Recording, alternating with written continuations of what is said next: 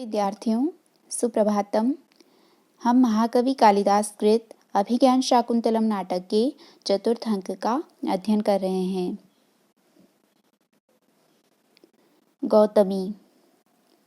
गौतमी महर्षि कण्व की धर्म बहिन है।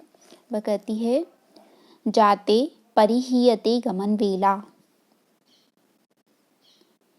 गौतमी शकुंतला से कह रही है, जाता यानी पुत्री, संबोधन में है जाते, पुत्री गमन वेला परिहीयते। गमन वेला प्रस्थान का समय, जाने की वेला परिहीयते व्यतीत हो रही है। जाते पुत्री गमन वेला परिहीयते, गमन वेला प्रस्थान का समय परिहीयते व्यतीत हो रहा है। निवर्तय पितरम निवर्तय, पितरम अपने पिता को, निवर्तय लौटाओ।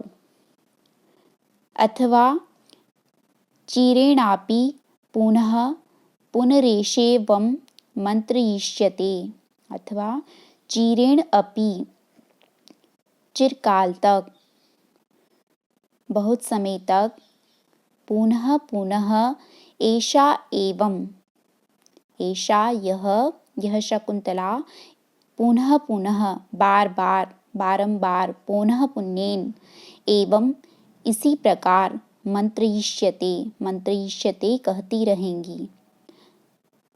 अथवा चिरेण अपि ऐषा चिरकाल तक, ऐषा यह शकुंतला पुनः पुनः बारंबार एवं इसी प्रकार मंत्रयिष्यते कहती रहेंगी। भवान निवर्तताम, भवान आप ही निवर्तताम लौट जाइए। गौतमी यहाँ पर पहले शकुंतला से कहती है कि जाते पुत्री गमन वेला परिहीयते, जाने का समय, प्रस्थान का समय परिहीयते व्यतीत होता जा रहा है। निवर्तय पितरम, अपने पिता महर्षि कण्व को निवर्तय लौटाओ।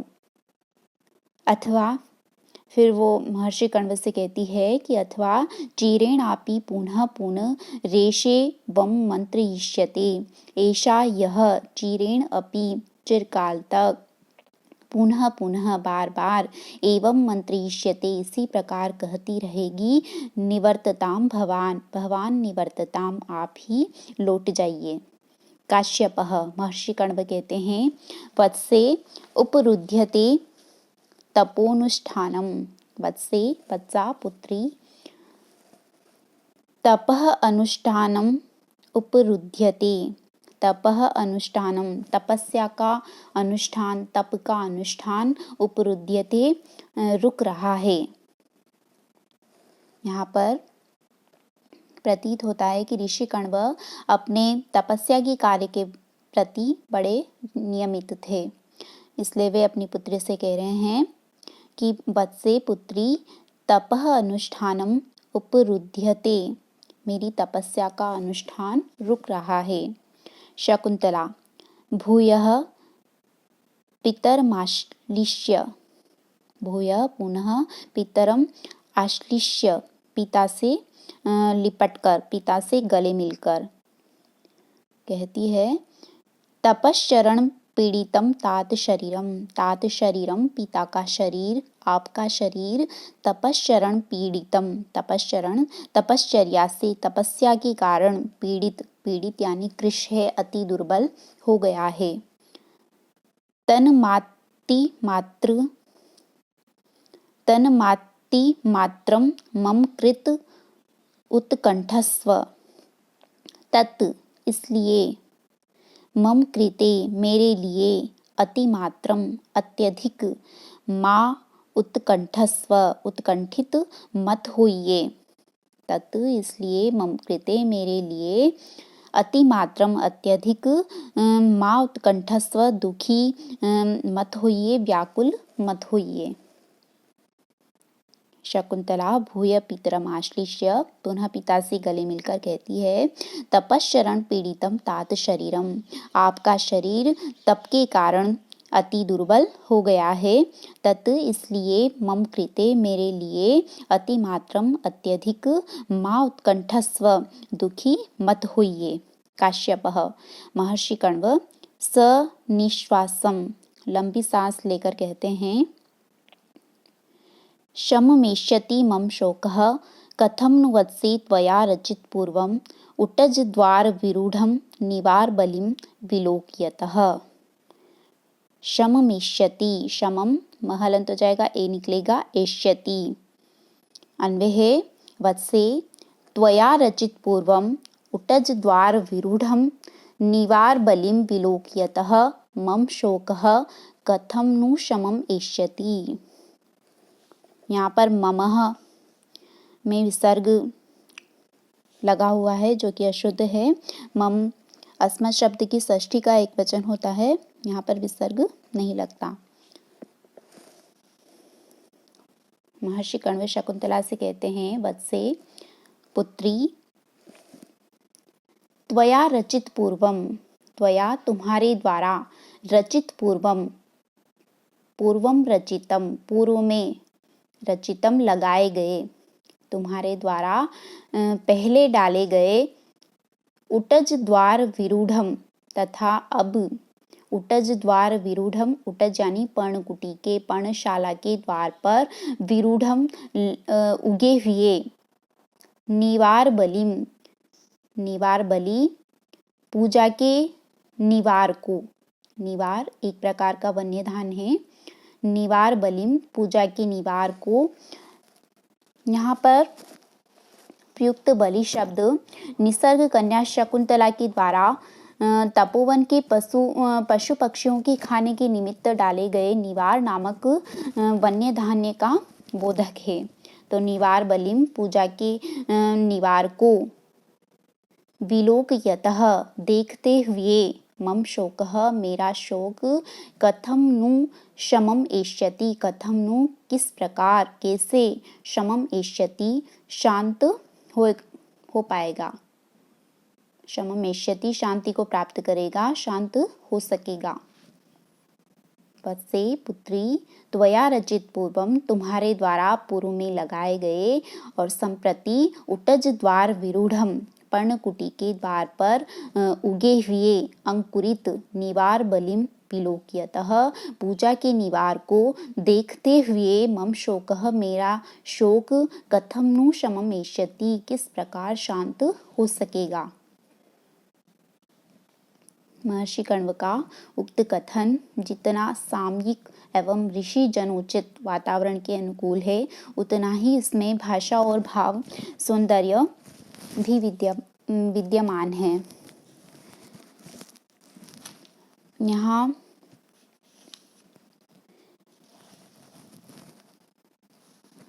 संपूर्ण वाक्य में ऋषि जनोचित भाषा का प्रयोग किया गया है।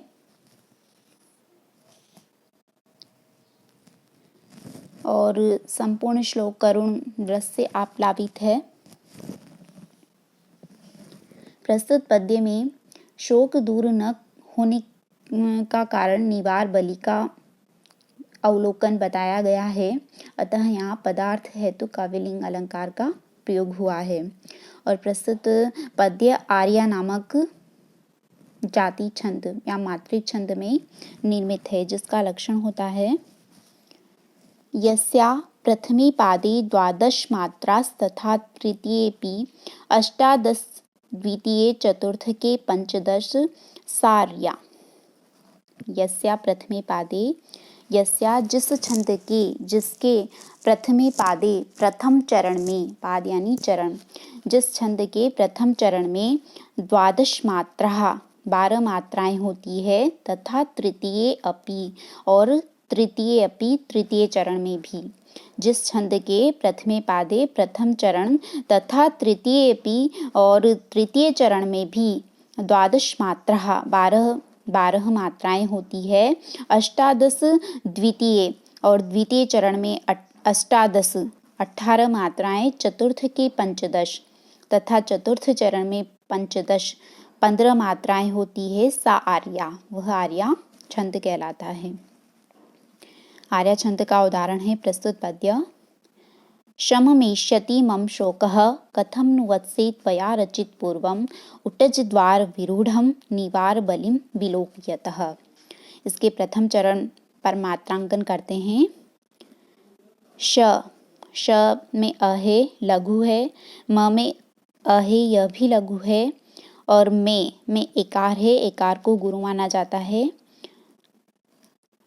मात्राएं केवल स्वरों पर लगाई जाती है, व्यंजनों पर नहीं, इसलिए यहाँ पर जो श है व्यंजन, उस पर मात्रा नहीं लगेगी। उसके बाद है य में अ है, अ को लघु माना जाता है। ती में ई है, ह्रस्व ई, यह भी लघु है। म में अ है, लघु। उसके बाद वाले म में भी अ है, यह भी लघु है। शो में ओ है, ओकार को गुरु माना जाता है। कह में अ है, लेकिन बाद में विसर्ग है, इसलिए विसर्ग से युक्त होने पर लघु गुरु हो जाता है, तो ये गुरु है। मात्रा या स्वर दो प्रकार के होते हैं, ह्रस्व और दीर्घ अथवा लघु एवं गुरु। लघु या ह्रस्व स्वर में एक मात्रा होती है और गुरु अथवा दीर्घ स्वर में दो मात्राएं गिनी जाती है। तो इस प्रकार से प्रथम चरण में 12 मात्राएं हैं। उसके बाद है द्वितीय चरण। द्वितीय चरण में क अ है तो लघु, थ में अनुस्वार से युक्त है इसलिए गुरु, नु में ह्रस्व उ है लघु, व में अ है किंतु बाद में संयुक्त वर्ण आ रहा है इसलिए लघु गुरु हो जाएगा। स में ए है, ए को गुरु माना जाता है। व में अ लघु, या में आ को गुरु माना जाता है। र में अ लघु, ची में ह्रस्व ई लघु, त में अ लघु, पु में दीर्घ उ है गुरु, और व के बाद में आधा अक्षर आ रहा है, या ये आधा अक्षर यहाँ पर मौनुस्वार से अनुस्वार हो जाएगा, इसलिए गुरु।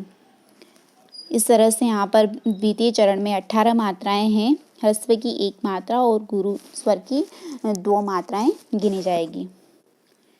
उ उटजद्वार विरूढ़म, तृतीय चरण है उटजद्वार विरूढ़म। उ ह्रस्व उ है लघु, ट में अ लघु, ज में अ है किंतु बाद में संयुक्त वर्ण आ रहा है इसलिए गुरु। द्वा आ है गुरु, र में अ लघु, वी में ह्रस्व ई लघु, और रू में दीर्घ उ है गुरु, और ढ में अ है किंतु ये विसर्ग से युक्त है इसलिए गुरु। इस तरह से तृतीय चरण में 12 मात्राएं हैं। चतुर्थ चरण है निवार बलिम विलोक्यतः। नि दीर्घ ई है गुरु, वा में आ गुरु, र में अ लघु, ब में अ लघु, ली में ह्रस्व ई है लेकिन अनुस्वार से युक्त है इसलिए गुरु। बी में ह्रस्व ई है लघु, लो में ओकार है, ओकार गुरु। क में अ लघु, य में अ लघु, और तब के बाद विसर्ग है, विसर्ग से युक्त होने पर लघु गुरु। और यहाँ पर भी दीर्घ स्वर की 2 मात्राएं और लघु स्वर की 1 मात्रा गिनकर चतुर्थ चरण में 15 मात्राएं होती है। इसलिए प्रस्तुत पद्य आर्या छंद में निर्मित है। आर्या छंद के उदाहरण के रूप में यह स्मरणीय है।